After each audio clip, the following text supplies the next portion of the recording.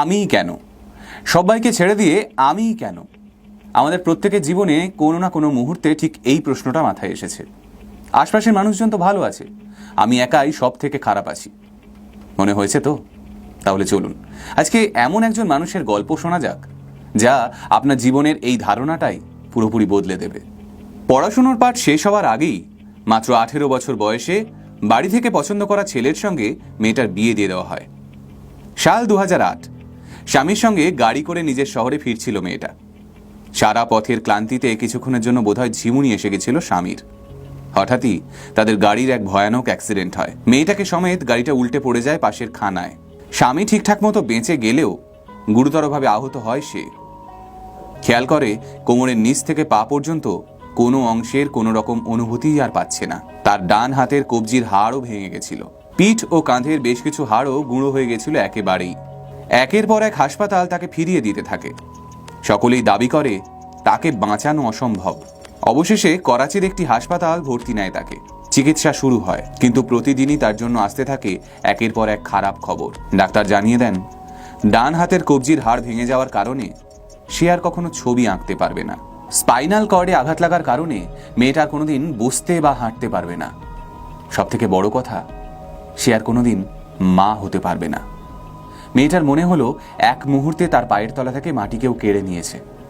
তার মনে হলো এই বোঝার মতো শরীরটাকে নিয়ে বেঁচে থেকে কি লাভ? এমন প্রতিবন্ধী মানুষ পৃথিবীর কোন কাজেই বা লাগবে? সেই মুহূর্তে যে মানুষটার পাশে দাঁড়ানোর সব থেকে বেশি দরকার ছিল, অর্থাৎ তার স্বামী, একটুও না ভেবে তাকে মাঝপথে হাত ছেড়ে ফেলে রেখে গেল সম্পূর্ণ একা করে। মেয়েটিকে বাড়ি নিয়ে আসা হলো। সেখানে সে টানা 2 বছর শয্যাশায়ী হয়ে রইল।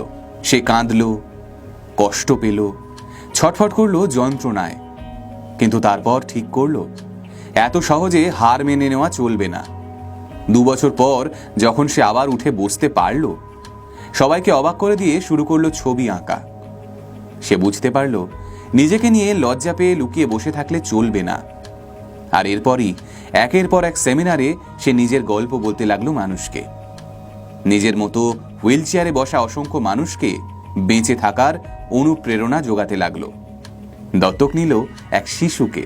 4 বছর আগে একের পর এক হাসপাতাল যখন তাকে বাঁচানো সম্ভব নয় বলে ফিরিয়ে দিয়েছিল, সেই মানুষটাই ফিরে এলো নতুন করে জীবনের হাল ধরতে। মেয়েটির নাম মুনিবা মাজারি। তিনি একই সাথে পেইন্টার, মডেল, সঞ্চালিকা, সিঙ্গার, অ্যাক্টিভিস্ট এবং মোটিভেশনাল স্পিকার। তিনি পাকিস্তানের প্রথম মডেল যিনি হুইল চেয়ারে বসেই দাপিয়ে বেড়াচ্ছেন গোটা দেশ। তাই আজ তাকে পাকিস্তানের আয়রন লেডি বলে ডাকা হয়। তিনি বলেন, এই পৃথিবীর কিচ্ছু পারফেক্ট নয়। পারফেক্ট শুধু আমাদের হার না মেনে লড়ে যাওয়ার ইচ্ছেটা। যতদিন পর্যন্ত আমরা নিজেদেরকে অন্যের দয়ার পাত্র মনে করব, ততদিন সবাই এভাবেই ছেড়ে চলে যাবে। নিজেকে ভালোবাসুন, নিজেকে গুরুত্ব দিন। সারা পৃথিবী আপনার সামনে নিচু হতে বাধ্য। ভালো থাকুন মনিবা মাজারি। দীর্ঘজীবী হোক আপনার এই হার না মানা জেদ।